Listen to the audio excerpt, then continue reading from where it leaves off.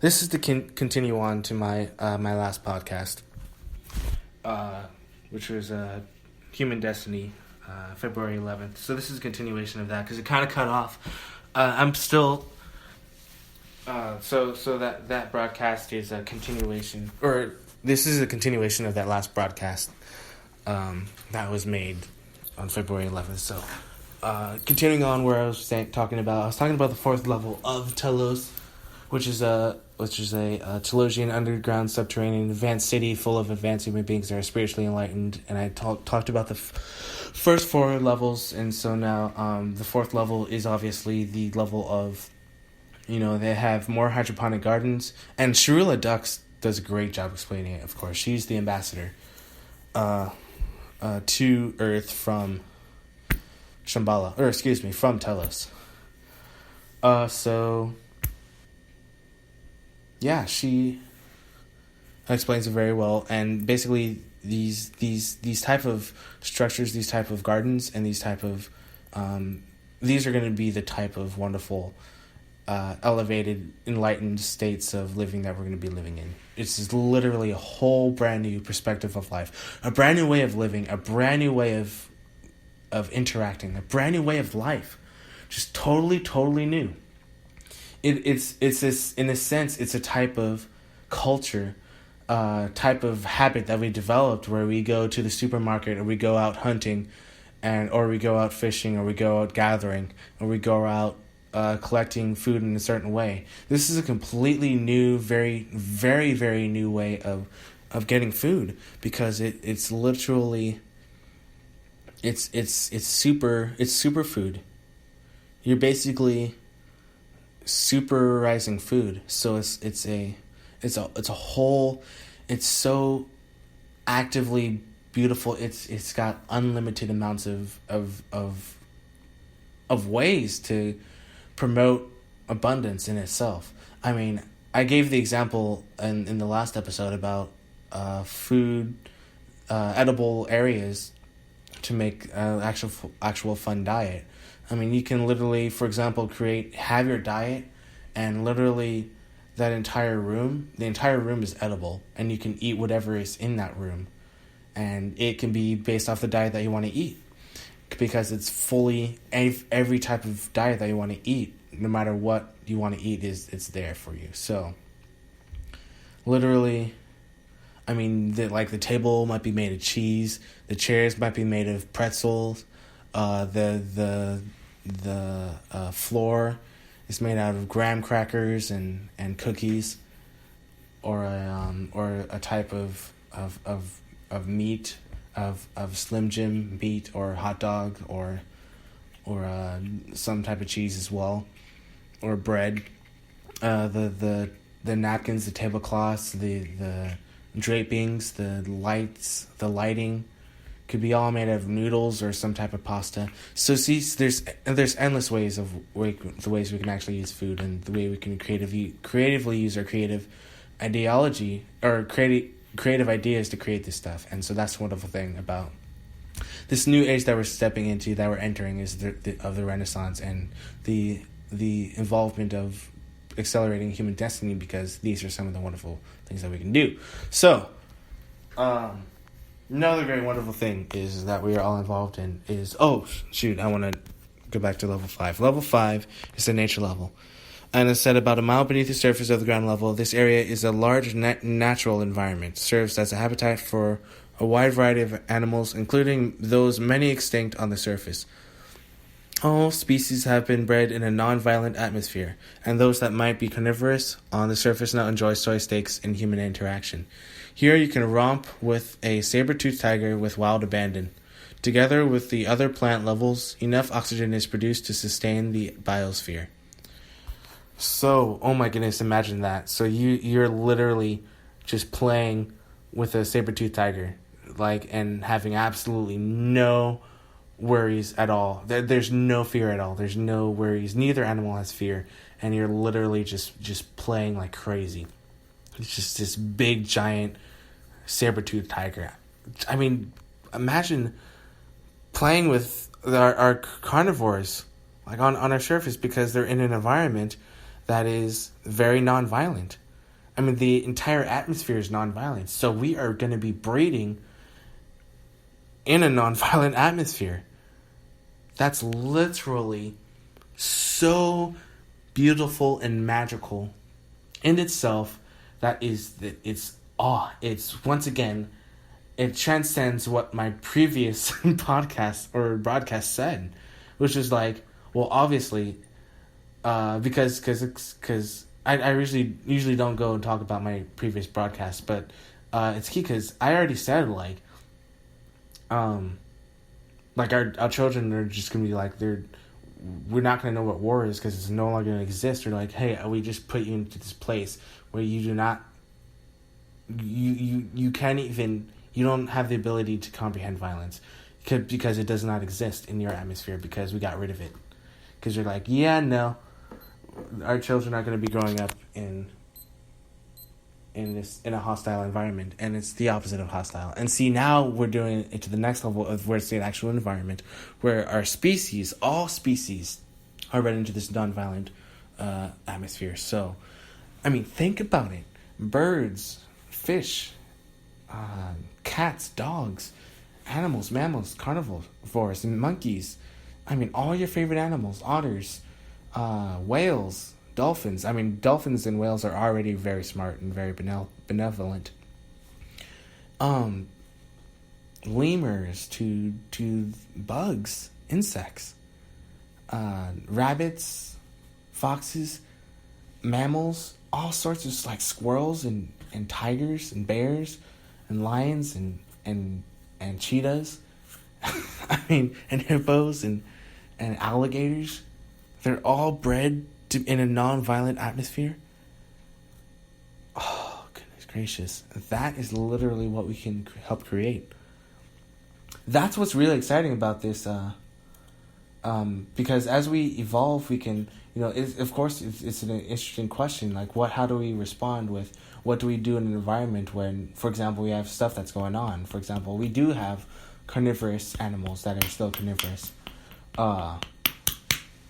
But now we can go into the space into talking about, hey, what if we, because we know it's possible, what if we made all animals non-carnivorous and we made them all able to live harmoniously, and as well as with the nature without having to worry about plants being overeaten and all that kind of jazz. You create a whole set of more options, because it used to be just limited to, okay, we have to meet this quota of we have to kill as many wolves as possible because there's too many wolves and they're way too smart, and there's farms and horses and cows and sheep are constantly under the threat of these wolves and these alpha males. So it provides more solutions, obviously, to what we live in now, and it provides an environment of absolute beauty, because we can now, for example, go into these public lands with this enlightened environment that's nonviolent, that we can breed animals that are obviously more enlightened, and this is the wonderful excitement that comes with enlightened thinking. So, language. While dialects vary from city to city, this is back to reading about Telos. The language. While dialects vary from city to city, Solora Maru, translated as the solar language, is commonly spoken. This is the root language for our sacred languages such as Sanskrit and Hebrew. Government. A council of 12, 6 men and 6 women, together with the Ra and Manu and Ranamu, do collective problem solving and serve as guides and guardians of the people. Positions of royalty, such as are held by the Ra and Ranamu, are regarded as ones of responsibility in upholding God's divine plan. The high priest and ascended master, named Adama, is also an official representative. So it's a beautiful government, and Adama does wonderful things. I'll probably even read about Adama a lot. I mean, not read about Adama, but read Adama, what Adama says. And this Adama is just so beautiful. He's like, I think he's like 15 feet tall or something like that. He's incredibly smart, incredibly strong, telepathic, and I believe.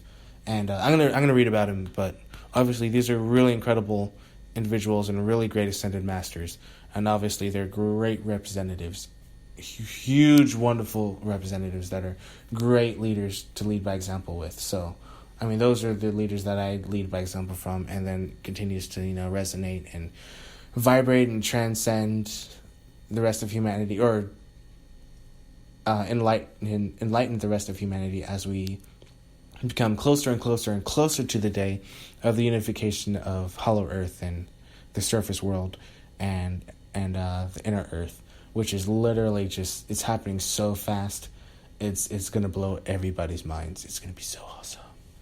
So, computers. The Agarthan computer system is an amino acid based and serves a vast array of functions. All of the subterranean cities are linked by this highly spiritualized information network. The system monitors intercity and galactic communication while simultaneously serving the needs of the individual at home. It can, for instance, report your body's vitamin or mineral deficiencies, or, when necessary, convey pertinent information from the Akashic records for personal growth. That is freaking awesome. I mean, there's no words to describe how epic that is. It's literally just a super smart, super intelligent system of highly spiritualized informational network computers that are super awesome.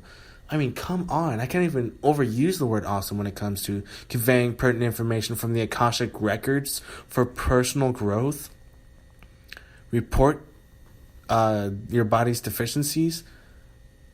Literally, that is extraordinarily epic, and that is the type of system that we're going to be using and having with us, and Sharula Dust explains it very, very well, because, of course they're involved with it, and they know everything. I mean, and if they have problems or questions, or if the computer says that it shouldn't be done, and then they don't do it. I mean, this is an amino-based computer. From what I understand of it from other records or other interviews, it's like these are incredibly advanced computers that basically are what we're going to be able to be using, and this is something that is just absolutely spectacular for when this is going to be used in our country, and because it's very, very awesome, obviously, and it's going to be used around the world, and then that's also going to be a very great tool to accelerate the uniting of our entire planet, which is coming literally closer every single minute. So, money is also non-existent. All inhabitants' basic needs are taken care of. Luxuries are exchanged via a sophisticated barter system. Money doesn't exist. They don't need it. They don't need money. It's awesome. And guess what? Guess who's going to need money for very long? Us, planet Earth. Because we're going to be living in so much abundance. It's going to be so easy to get what we want. It's literally probably going to be like our own complex barter system, or sophisticated barter system. It'll just be like, it'll be completely different, completely new, similar to it's so different. It's so different, but it's so beautiful. It's like, we're gonna go hunting, and we got there's 5 hunters, and we got 2 deer. So, two of the guys are gonna carry the antlers on their backs, and the other 3 are gonna carry the meat and the skin and the hides. So, but both of you guys have an abundance of food. All 5 guys have an abundance of food, and they're just basically exchanging what they have in abundance because it's already there. How about a better example?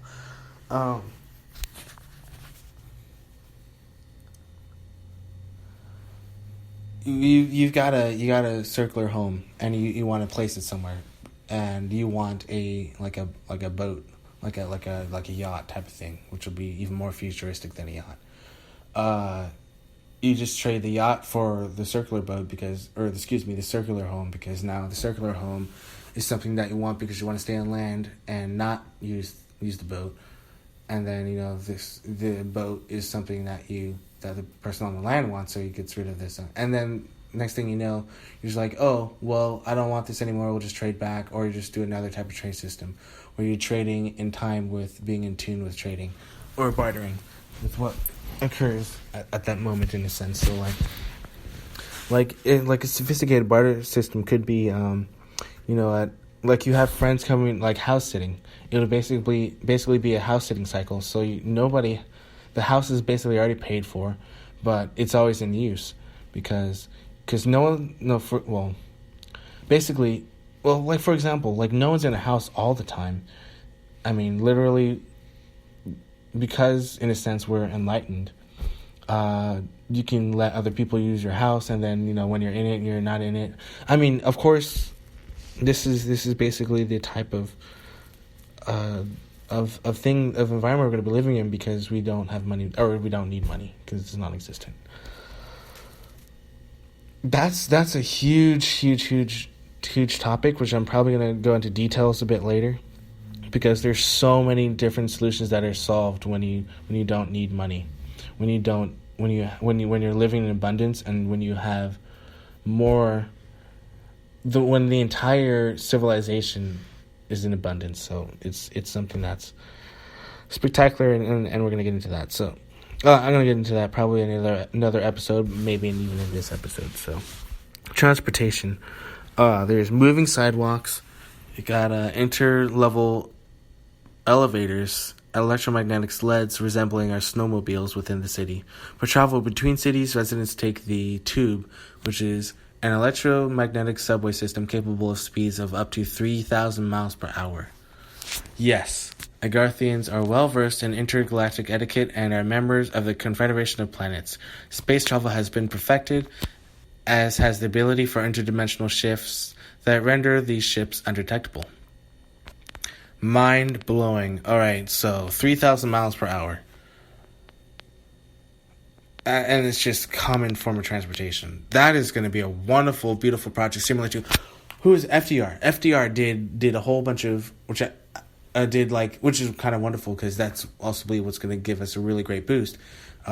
He basically, he had jobs, created a bunch of jobs from creating projects like infrastructure projects, which is pretty much what's underway right now. So, we're using more advanced technology that's even more efficient, not just the same old to get from one place to another. No, now we're getting to places at 3,000 miles an hour. So in 1 hour, we travel 3,000 miles.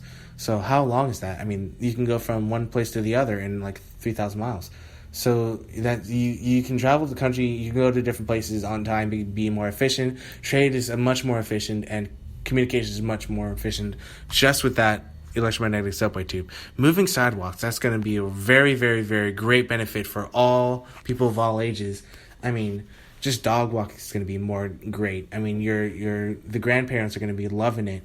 The entire view of how we move around, and just the culture of moving, of walking on the sidewalk, of traveling, skateboarding, and all those transportation devices that run on wheels. I mean, it'd be totally revolutionized. A whole new way of art and entertainment because of moving sidewalks. And then we have interlevel elevators. I mean, it's totally new elevators that go to different heights, different lengths, different styles, different movements. I mean, from sea to land to sea to sand, to under the ocean to above the ocean, to mountain to land, ocean to desert to land, ocean to desert. I mean, transformational ways to transport yourself.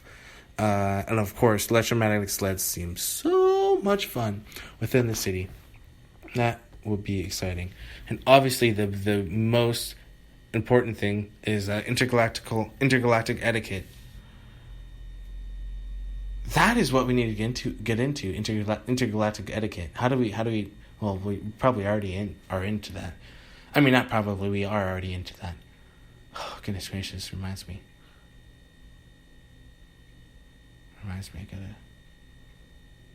I gotta somehow.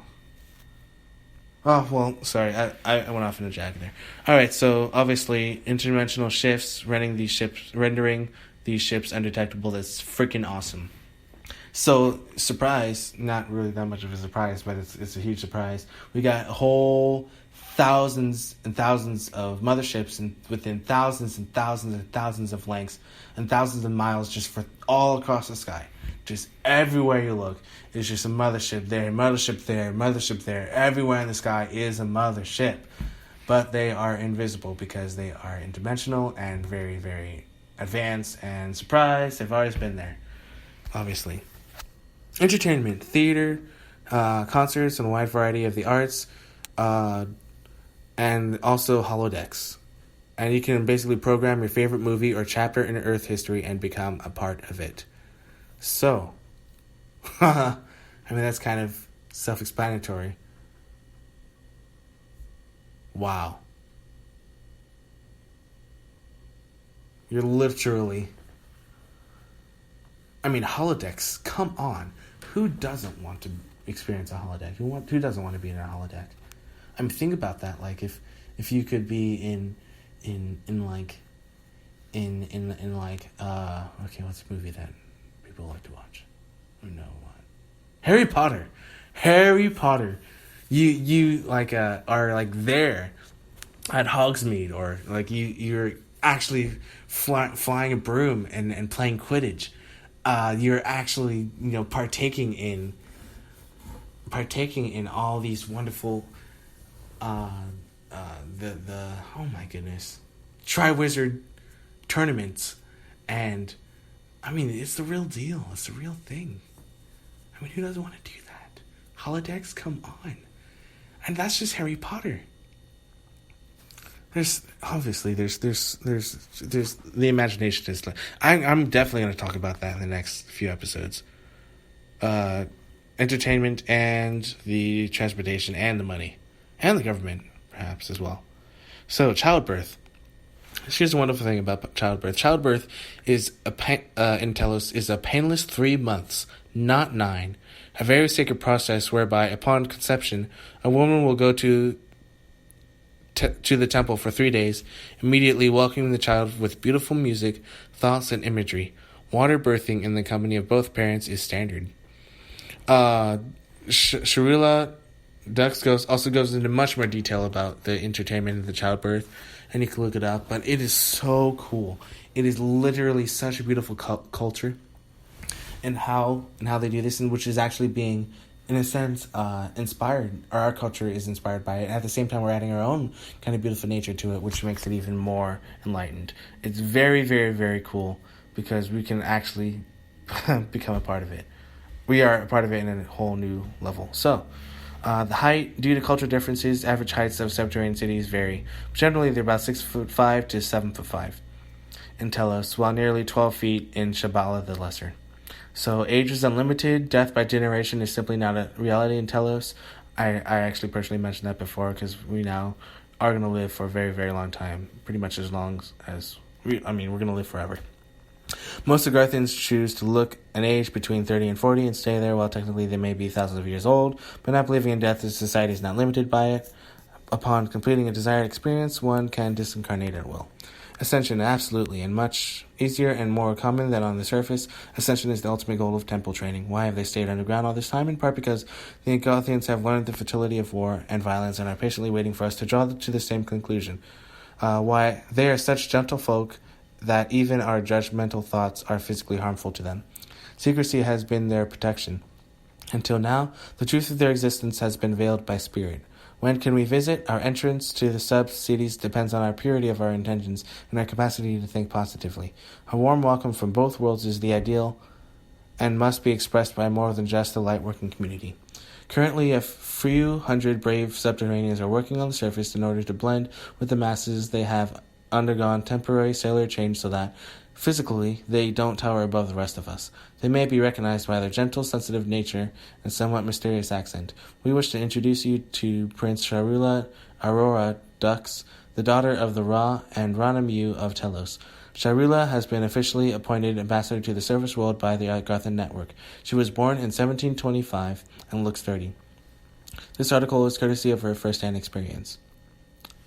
So, marvelous, absolutely magical. Obviously, helping pave the way for our galactic,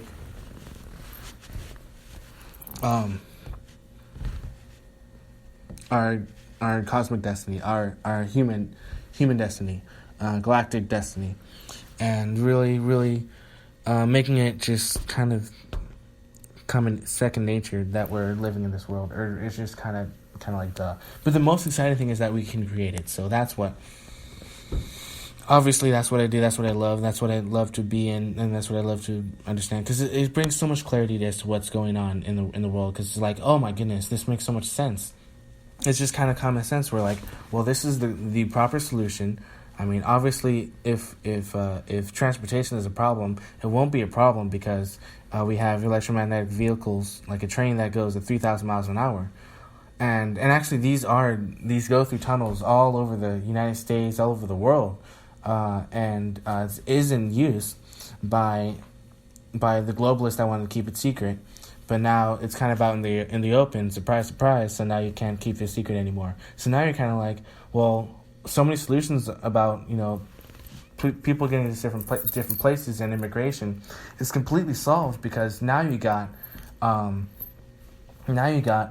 basically an environment, or you got this form of transportation like 3,000 miles an hour. I mean, come on. I mean, just think about that. This is literal problem solving of all the world's problems in literally like a 15-minute discussion. Literally. And so it's like, well, if like the transportation is not a problem, it's no longer a problem. And getting stuff done, I mean, here's the exciting thing is that we are involved in this process of pretty much doing this wonderful, marvelous transition, and I mean that in every facet of wonderfulness. So it's like, obviously, we want to live in a world that's constantly, growing and beautiful and and sustainable and stable. So that's what we're actually able to do now. So that the wonderful thing about that is also now, also we can. I just had a thought.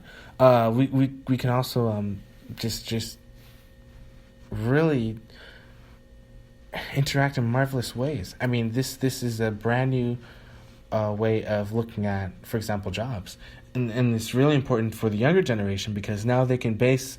For example, they can base their future on these type of technologies which are being brought to the forefront, and then use their creative imagination to use different types of beautiful, interactive environments to make their type of existence, co-creative existence that they want to live in. So what we see happening here is now, since. Like, for example, the hair dryer. I'm thinking of blow dryer and hair dryer at the same time. The blow dryer, hair dryer, was a design that I can't believe I forgot her name, but this wonderful woman made and thought of it as a wonderful addition to the hair industry or nail industry or fashion industry. And so she did it, and now it's revolutionized the fashion industry. Now you see it in pretty much every single hotel. Same kind of thing is going to happen when these younger generations, you're basically just going to see in comparison, and it's going to be a lot better than that. Maybe you're going to have, 12-year-old, 11-year-old, 10-year-old, 9-year-old, 8-year-old actual philanthropists, billionaires, in a sense, because they just, from their own independence and just from the technology that is there with them, they can provide services to wondrous, beautiful natures because of the co-creative ability to use these technologies. So these technologies, for example, as the amino acid computers, these advanced computers, create problem solving in such a very fast way. Same thing with space travel and spaceports. The way we can use these spaceports and interact with other fellow human beings and then surround businesses where the spaceports, like restaurants, totally revolutionized the way we view spaceports. So now the other wonderful thing is the way that we view. Oh my goodness, I just remembered something else. The way that we view our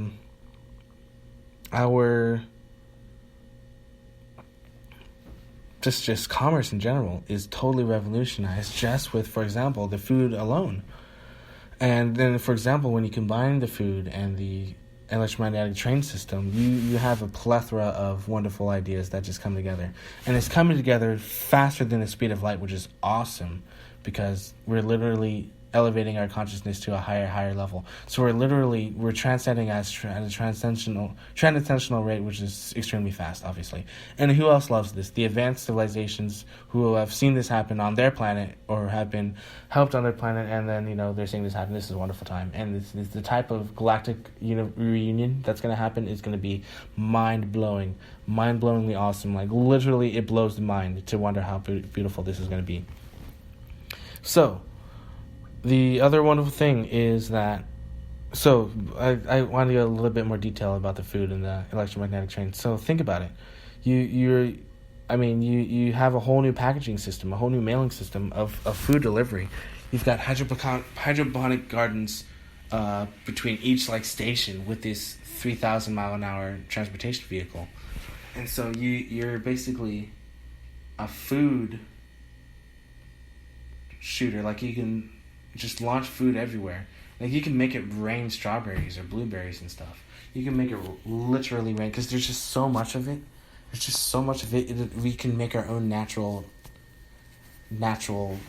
air, like nature, like storms. Like think about that. Like it just rains fruit punch, like rains cranberry water, or like just rains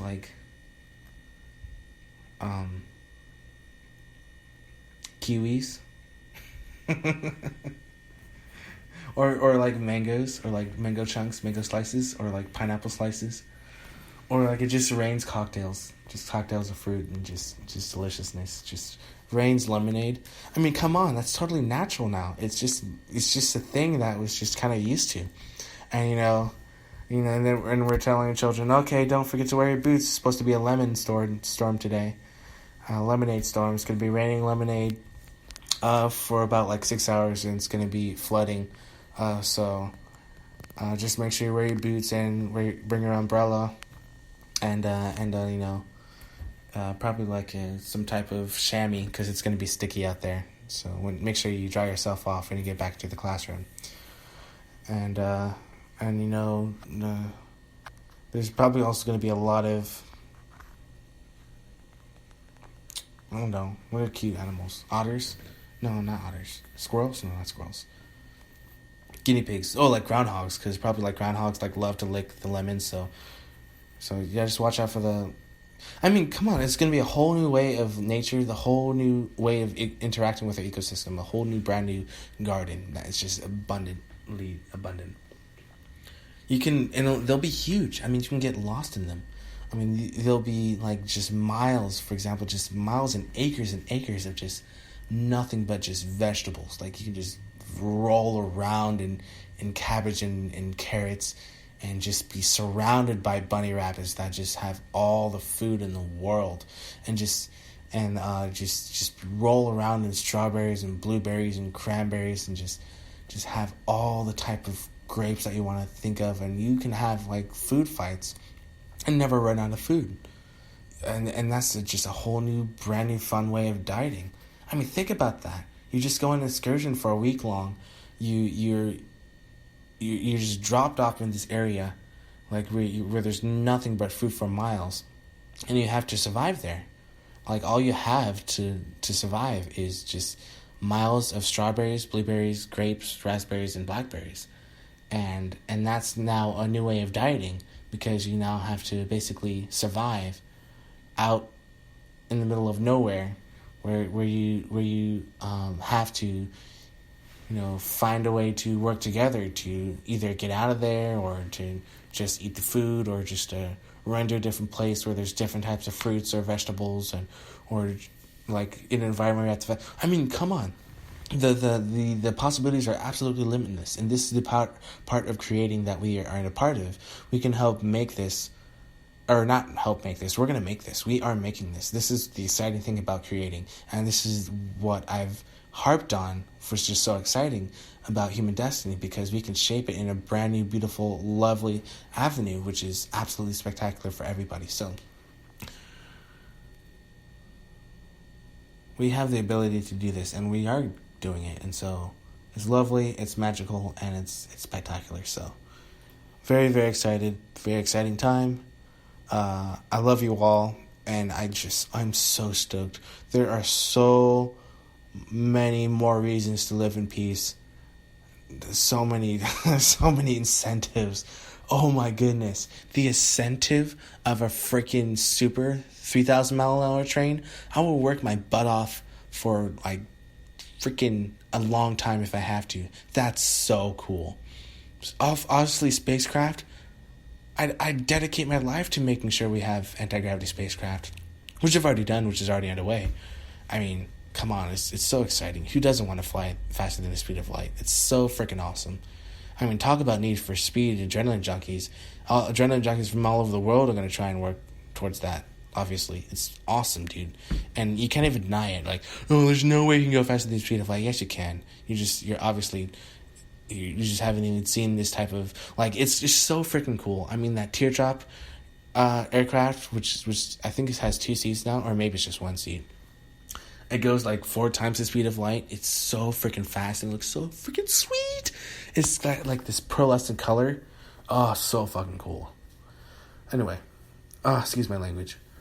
I think this is a kid's show, family show. But anyway, seriously, that's exciting. That's literally mind-bogglingly awesome. And that's not even talking about the ocean ecosystem that we can modify and beautify and enhance and just, dude, just think about it.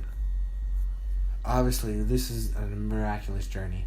It's a miraculous journey for every single human being in the absolute most paradisical way possible. There are so many avenues for life, for liberty, and the pursuit of happiness. It is countless, literally unlimited, just like our lifespan, which is unlimited. So it's a pleasure to live life in endless amounts of ways, and it's amazing how we're waking up faster and faster and faster, and we're just advocating the love of all life because it's just second nature, it's natural nature. So I love you all.